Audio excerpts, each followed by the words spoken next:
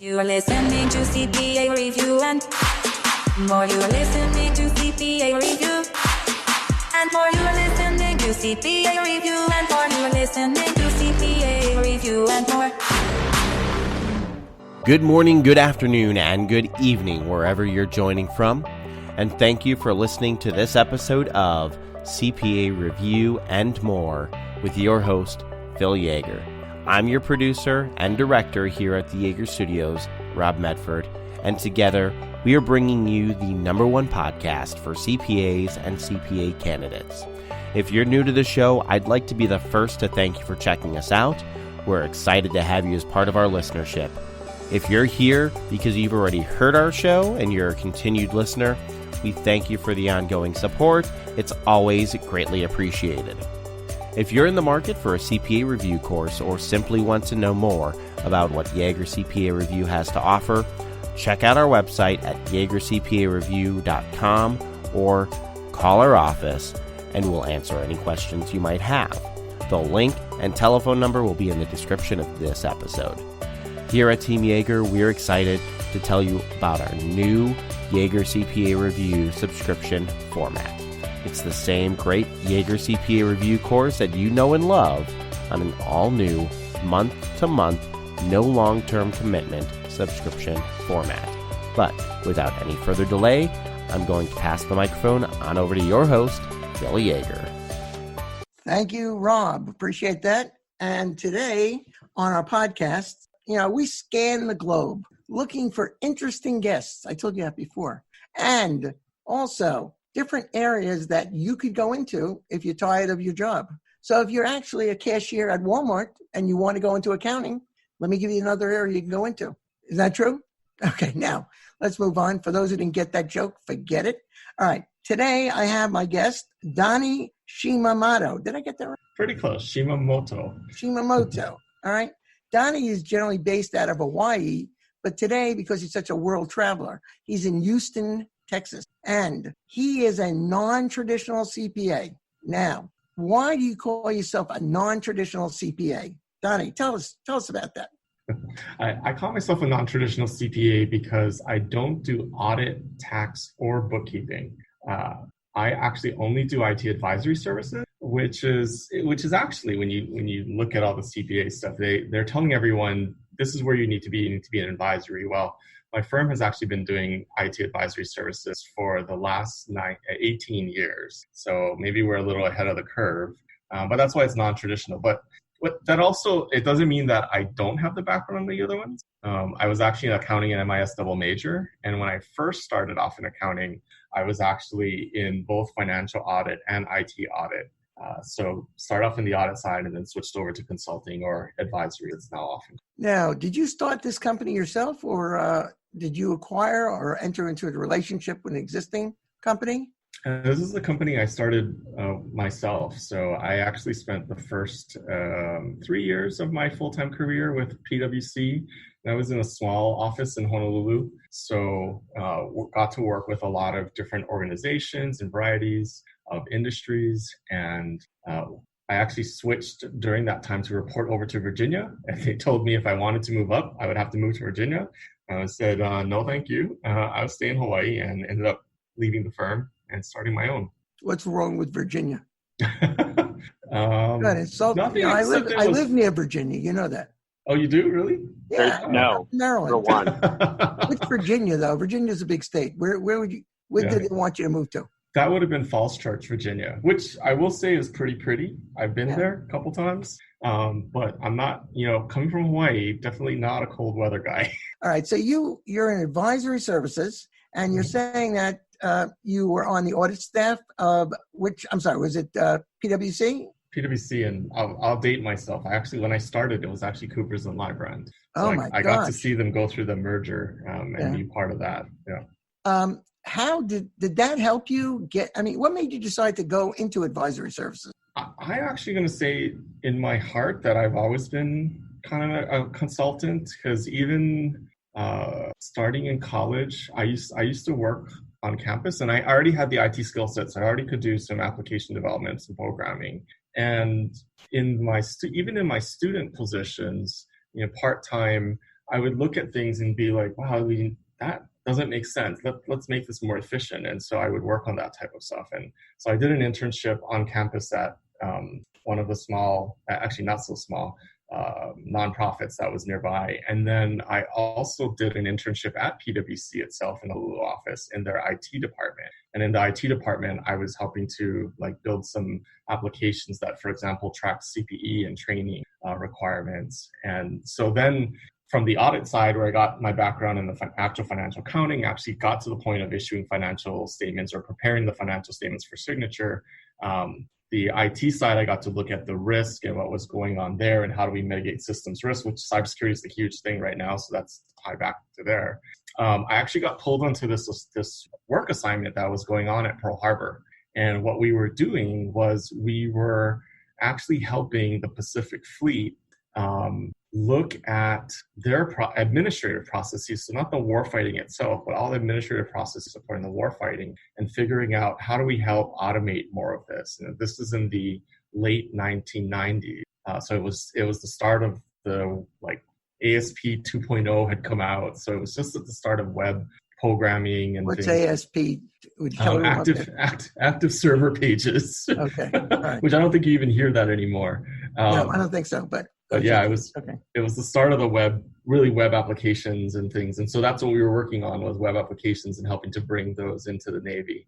And the fun fact for that one, I actually got, as an accountant or as an advisory accountant, I actually got to go on an aircraft carrier for a week. And we boarded on shore in San Diego, and it flew out into the drove out into the San Diego Gulf.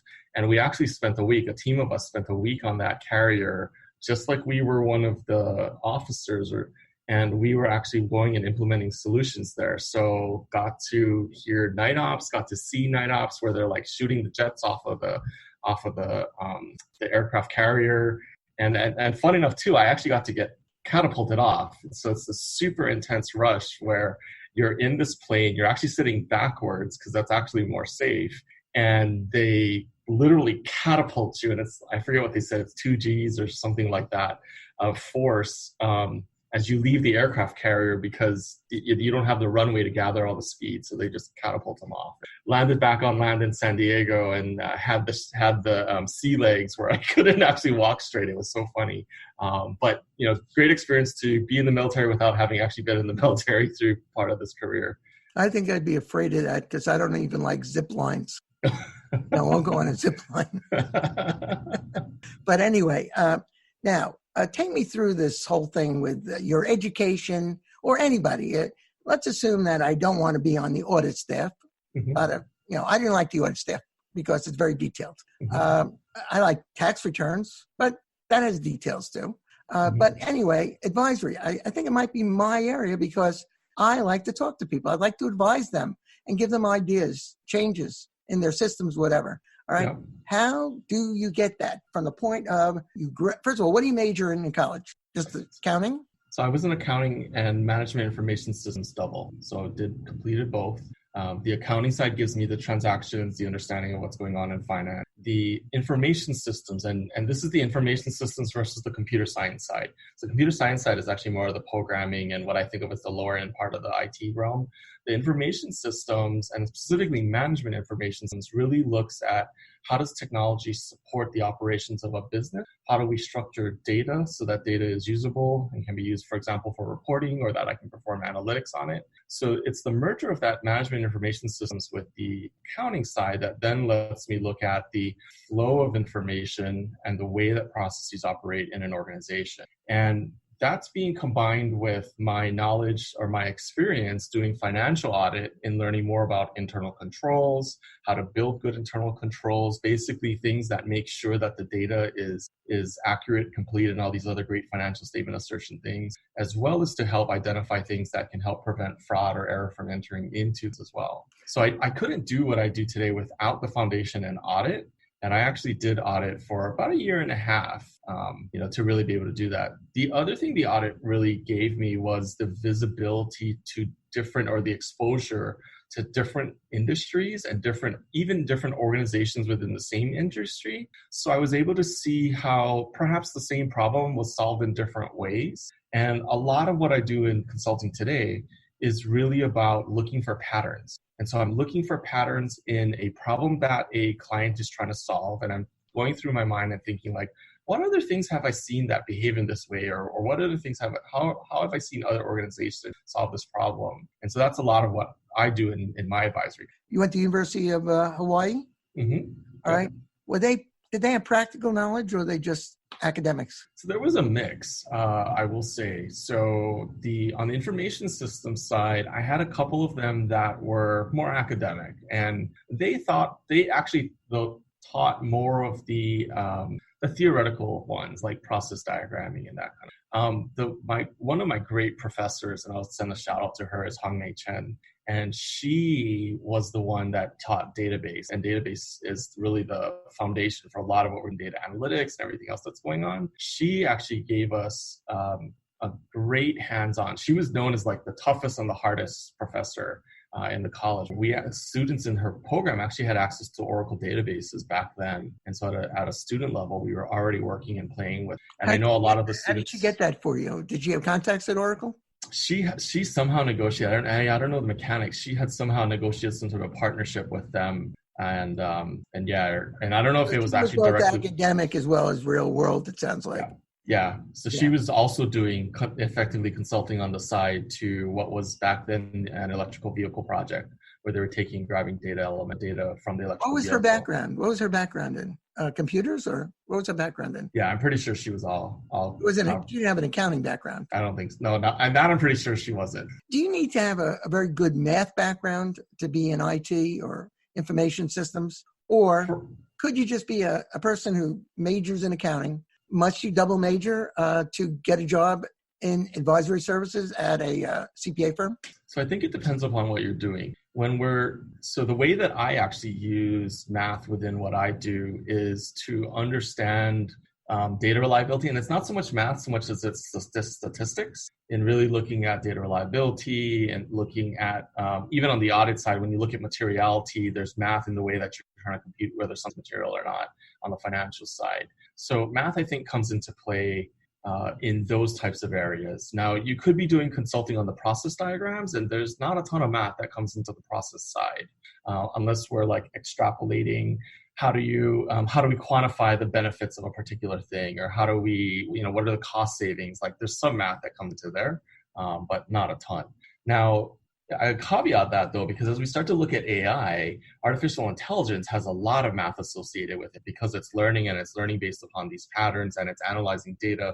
And so it comes back to the statistics and the reliability and all of that type of stuff. Any of the data analytics that you're doing, which I think that's one of the differentiators for us in the accounting advisory spaces, is that we're often working with data, whether it's financial data or even increasingly non-financial data that we're integrating and bridging back to financial data. To perform the analysis and understand what analysis, you need to understand the math. For example, you need to know, like, you can't add two different sums or two different averages together to figure out the average of the entire population. Some basic kind of maths. Are you a math whiz? Is that what you were very good at, math? You were very good in all your math courses. I will say yes. In high school, like I was on the math team and did all that kind of nerdy stuff. Calculus, trig, all those courses. Yeah, but I never went past calculus. So because we don't really use anything past that, within our accounting space. So if you don't have that math background as you had, okay, you'd have a lot of trouble being in advisory services. Is that correct? No, I wouldn't say that's true, because Why not? It's what I do is one slice of advisory, and there are other things in advisory. For example, if you're only doing process and internal controls consulting, there isn't a lot of math in that. It's more about interviewing people, understanding processes, being able to understand what are the opportunities for fraud. There's some of that. Now, if I was doing data analytics to try and detect fraud, that's a lot of math. But the actual process internal control side is not. when I look at the tax advisory side, tax advisory is helping people look at their income and perhaps the different financial plans and financial investment options. There's definitely math in that, but I But you also don't don't think get, it's that's fun. not part of your bailiwick, tax Right. advisory services. That's a separate Right. area, right? Right. Yeah. Now, you graduated with your accounting degree and information systems, Yep. and you started at PwC, all right, which is a big four. And did they actually have a department of that? And then did they train you a lot? Did they give you extensive training? Yep. So at that point, they had it was actually a program. I don't think it exists anymore, called the dual track program, where we went through both the training for the financial audit side and we went through the training for the IT audit side. And we actually worked on both sides as we went through busy season. So whereas most auditors only have one busy season, which is the same busy season as tax, I always had two. I had the upfront work in the IT audit and controls in the fall, and then I had the regular busy. So I kind of think of it as like crash courses. We got exposure to a lot more things quickly in that program. If they eliminated that program, how are they then training people in advisory services? What are they doing instead? So a lot of what I see from talking to people that are in the advisory is that most people in advisory now are not going directly into advisory. So a lot of the advisory is people that already have experience that are getting hired. So sometimes it's people that maybe gone through audit or tax, left the firm. They must have previous advisory experience. No. So they would have been like audit or tax. Maybe they went into industry, right? And then they're coming back because now they have this broader experience, broader exposure, and they're coming back into advisory. That's probably the more successful one. In the late 90s, early 2000s, there was the whole MBA craze that it was like, get your MBA and then go to advisory. Well, I think what people are realizing is that was still a bunch of theoretical knowledge. People didn't have the actual know-how. And that's why we're seeing the shift into it's actually experienced hires. It's not to say, too, that people can't go directly into advisory, because I have seen people go that path. The ones that I have worked with that have gone directly into advisory, to me, are really not as strong because they don't have that exposure and that breadth of experience that really makes you a good advisor. Because when you're an advisor, what you're selling is your knowledge and your experience and your ability to, again, look at like these patterns from other things that have gone on and bring that into the current context. So you're saying the people that are going into it now, fresh out of school, advisory, just aren't good at it, or they're not getting the training? Why aren't they as good as you when you got out? It's really more of the lack of exposure. And so what made me good when I did it, I already had the year and a half of exposure to financial and IT audit. And from the IT side, the pure IT side, I had already been doing that, even though it was just as an intern. I've been doing that for the last 3 years before that. Right. So I already came with effectively 4.5 years of work experience in delivering different things. And I was just now doing it in a different context. And there's a training program that people in advisory are going through. But the training program, again, it only teaches you so much. It's really this ability to know, how have other people approached this problem? How can this problem be solved in other situations? That's really the value of the advisory service. Do the firms who hire people in advisory services today, do they have on-the-job training, or do they expect you just to jump in and be able to do the work? That's a great question, because what I hear when I talk to a lot of the other partners and others is they want them to jump in and do the work. And part of that is because the salaries right now are so inflated that they're like, if I can't immediately get productivity out of this person, then this person is effectively a loss, going to create a loss for the company. But I think, and then I hear the partners then come back and criticize the schools and tell the schools like, hey, you're not getting these people ready for jobs and they can't come in and do work. And I think people forget that, back in the day, even in the 90s, we went through the initial training. We were guided and mentored by someone that sat down with us and was like, this is how you do stuff. Well, with how compressed busy season is, with this craziness on productivity, and again, the salary inflations for profitability of jobs, I think a lot of that is like people don't have time to sit down and mentor the staff well. You're talking about the salary inflation for all accounting or advisory services only? All accounting, because I see the same complaint in audit and tax as well. What are they paying them? Do you know what they're paying them now coming out of school? With a 5-year degree, and they haven't taken the CPA.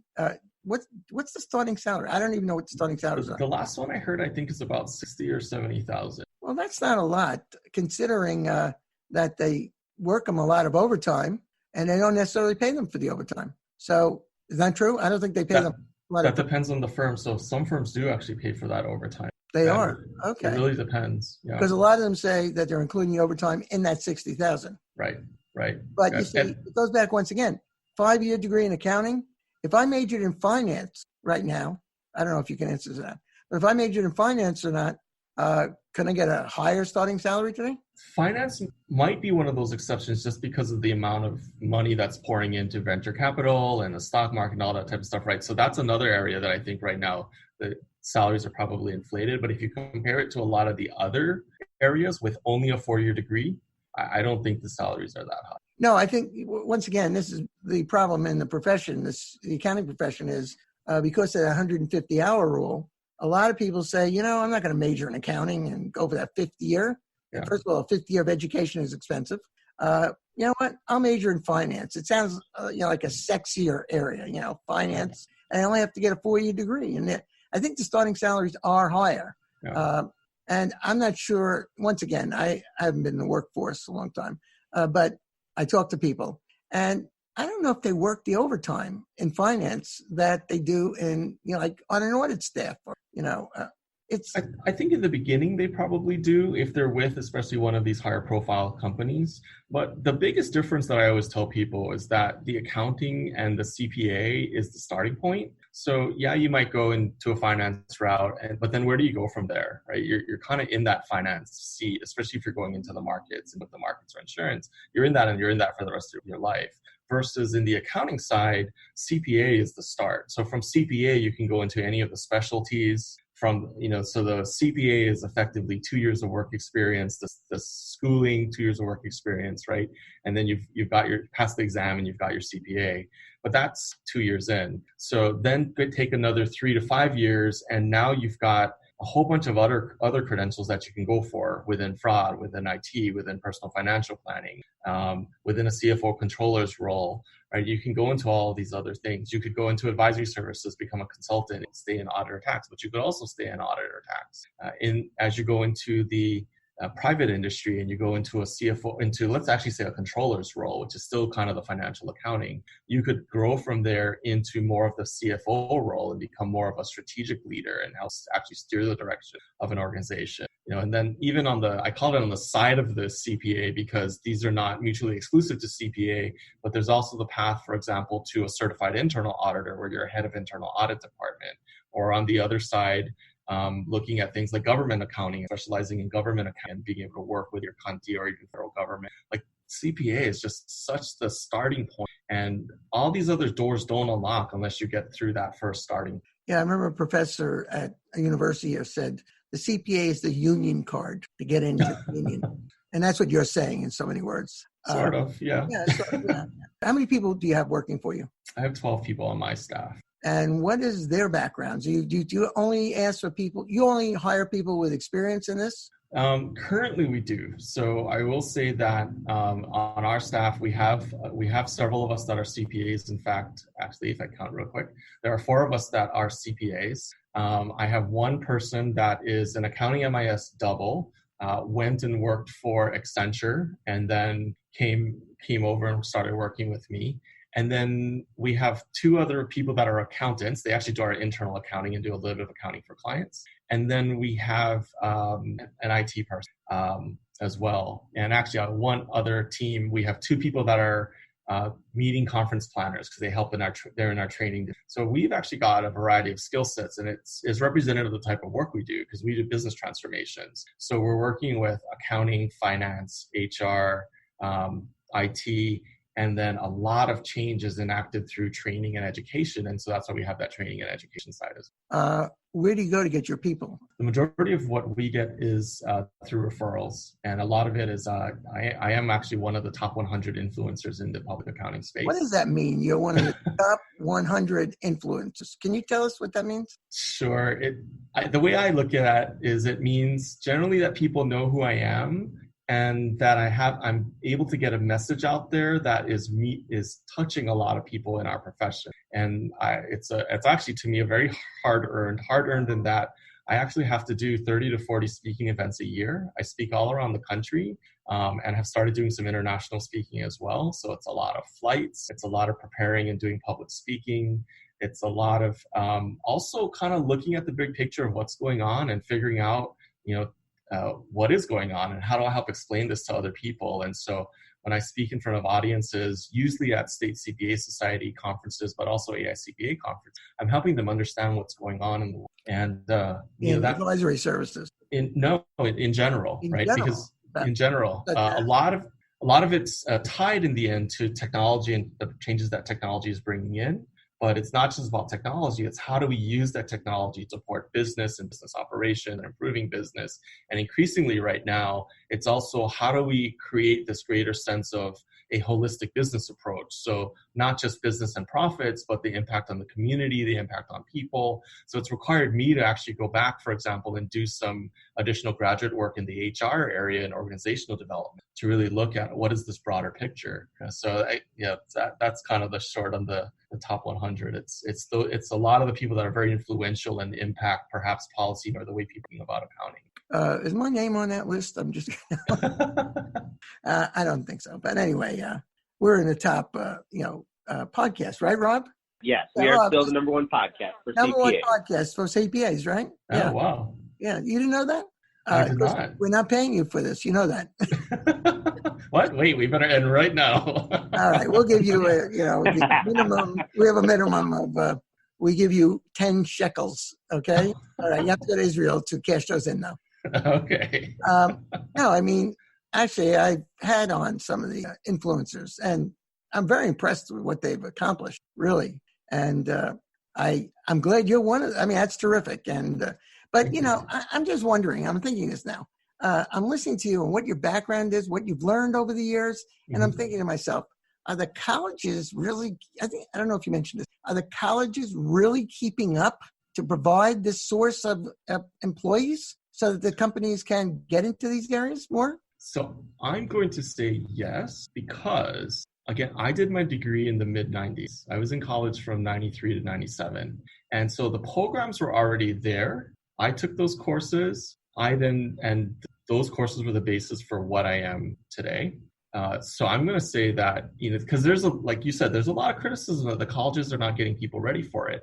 And I think that disconnect is not actually just on the college side, but it's within the employers and the salary inflation and all this other stuff that's going on.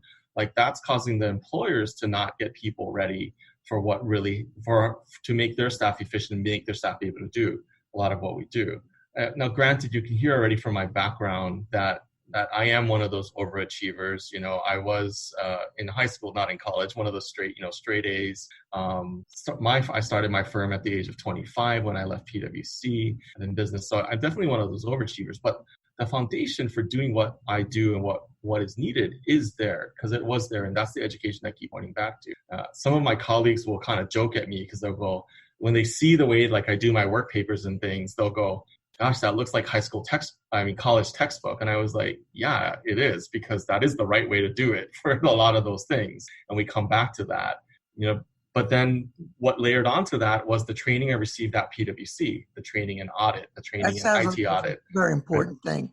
The training within the methodology of how to do consulting. So there's a college piece and then there's the employer piece. And I don't think enough employers are owning up to their part in this that they need to be in. So if I was like, for example, giving advice to students, I would often tell them, ask them about the onboarding program, the training program. How are they going to get you ready to be in the workforce? Because if they don't have it, you don't want to be in that firm.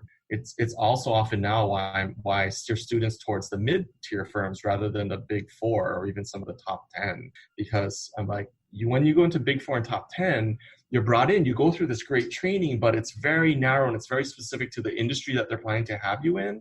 And you don't get the exposure that is the basis of what I do, is the exposure. So I was in the PwC Honolulu office. That was a 60-person or 80-person office. We got to touch a lot of things. We got exposed to a lot of things. And you're not going to get that in these big 300,000 person offices. What's the AICPA doing? Are they pushing, I don't know who they would push, universities to get more prepared, to prepare people for this type of profession? I do, and it's actually a really huge concern, and they've been kind of raising the red flag, like, hey, this is a problem area. We really need to, talk about this, and we need to get students into the pipeline. Now, first of that is they're saying, there's a decline in enrollees, and there's all this stuff, all these challenges with not having enough people. Well, the counterpoint to that, with me coming from the tech side, is, well, I'm looking at all these firms, and none of these firms are using technology that is available today to do what they need to do. And if more firms would adopt that technology, we wouldn't have as much need for as many staff. So that's one thing on that. But when we look at what the AICPA is doing, I actually just went to a conference in July where the AICPA got together with the state societies, and the AICPA was sharing some information about these trends in accounting graduates and then the number of graduates that are going to CPA. And again, we kind of look at this churn in the firms, and the fact that the firms do not have a lot of the firms do not have a healthy work environment. So when we look at that lack of that healthy work environment, I can see, like, why would students want to go into there unless they see this greater value proposition of the profession as a whole? They're not going to want to do that. And so that's why part of my mission is really about how do we help students really see that CPA is the first stepping stone to a much broader career. And if you take the time and invest the time and put the hours in, the world's just going to open up for you. I'm part of an approved course provider, and we meet with the ICPA. Did I mention that to you? No. And it comes up usually at the end of the meeting. We meet in New York and the American Accounting Association annual meeting. But all we've heard lately is, anybody have any ideas how we can get more people in to become CPAs, take the CPA exam? I don't know if they have the answers or not. I'm trying to get the president of the ICPA on this podcast because I'd like to talk to him about it. What are they doing? Do they have a plan? There's been a serious decline in number of people in the past 10 years taking the exam. Okay, yeah. I think it was like 50%. But I think that also though represents the true broadening of the profession, because originally, so I'll go 20 years ago, right? When I graduated, CPA was the path, and CPA was the key that opened up the path to all these other things. With the increase in internal audit, with the increase in IT audit, which leads towards cybersecurity, what I think we're seeing is more people take those alternate paths. And you don't have to have a CPA to go to those paths, but I can say from experience, when I work with people who are dual path, meaning they have the CPA background plus they have this other specialized knowledge, those are the ones that are really more powerful and have a lot more longer term potential, earning potential. Are they going for the CMA instead of the CPA? I think that's another place that we're seeing that difference as well. It was interesting though. I asked someone that had both the CMA and the CGMA, which is the AICPA's competitor CMA, and I told him, so why'd you get both? Like, why would you not just get one? And she actually told me, she said, well, they're very different. The CMA is very technical, and it's not technical IT, but technical accounting. And it also is very focused on its original core, which is the management or managerial accounting space. And the CGMA is really more about leadership, and it has more things about people than change and governance. And so it was interesting to hear from someone that had both, like this was, and this person is one of the other ones that teaches a lot at the national level. So I know she's taking a broader view at this. Did you take a test to get the CGMA? I did not. I was one of the ones that was grandfathered when it started. Just like you are, yeah. So I don't know how many people are taking the actual exam now that you can't get grandfathered in. Yeah. I mean, there's quite a bit. Quite a few people taking that CGMA?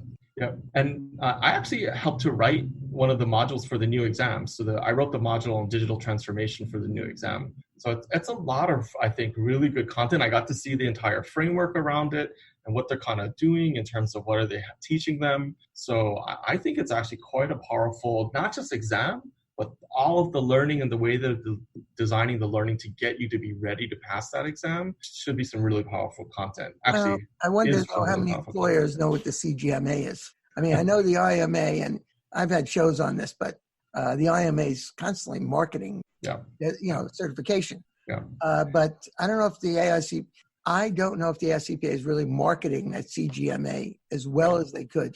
Well, I think that in whole is, the AIC, one of the AICPA's challenges. You asked about whether or not they're changing the CPA and how they're addressing this decline in CPAs. Why is there so many things that the AICPA has that are actually really great. Like I think CGMA, like I said, is really great. I'm also a former chair of the Information Management and Technology Assurance Committee, Executive Committee at the AICPA. We had some really great materials that help people understand cyber, that help people understand data analytics, but that word wasn't getting out there about it. And that again, I think is just one of those fundamental challenges that the AICPA doesn't seem to be able to get over. No, they need to. Right? How do you get people to know that there's all this great stuff, not just as CPA, but within the AICPA and as part of their membership? Yeah, I mean, on this show, I constantly trying to convince people the CPA is you need that for your career, no matter what you're going to go into, because it gives you the mobility, flexibility. And I'm doing that. I'm marketing that for the AICPA. I think with what you're doing with having people like me and those of us that are kind of the non-traditional, CPAs, that is to me the greatest way to do that. Because I think what we need students to be able to see that there are these alternate career paths, that there are those of us out there that aren't traditional. And I'm not saying that we don't need the traditional, because we also need the traditional. I cannot do my consulting if I cannot rely upon the financial information, which is what the auditor is actually helping them do. And if we're trying to figure out a direction for a company, if we don't have an understanding of the tax implications, which is going to come from the tax side and whoever's helping them with their tax return and planning, like it's bringing all these experts together that really lets us build a comprehensive plan for. Donny, thank you very much for being on this podcast, and you shared a lot of good information. All right, hope to have you on again if you don't mind coming on. What are you doing tomorrow? No, actually, no. We would like. I think what you gave is a lot of good information about, what it's like to go into advisory services, maybe how you can get into it. And I think, if I had to go into accounting today, I'd probably want to go into consulting. Anyway, take care and safe travels wherever it's taking you. And we'll talk again sometime, all right? Sounds great. Thank you. Once again, I'd like to thank you for being the best part of CPA Review and More with your host, Phil Yaeger. If you have any questions or topics you'd like to hear on the show, or if you'd like to be a guest on the show to share your story, we want to hear from you. Send me an email to the studio at podcast@yaegercpareview.com. If you're enjoying the content that we're providing, we'd greatly appreciate it if you'd submit a review to the Apple iTunes podcast app to let us know how we're doing. If you're in the market for a CPA review course, or simply want to find out more about the CPA exam and what Yaeger has to offer, check out YaegerCPAReview.com or call our office and we'll answer any questions you may have. The link and the phone number will be in the description of this podcast. Here at Team Yaeger, we're excited to tell you about our new Yaeger CPA Review subscription format. It's the same great Yaeger CPA Review course that you know and love on an all-new month-to-month, no-commitment subscription format. Check it out today. Once again, my name's Rob Medford. I'm your executive producer and director here at the Yaeger Studios. And until next time, take care and be audit you can be.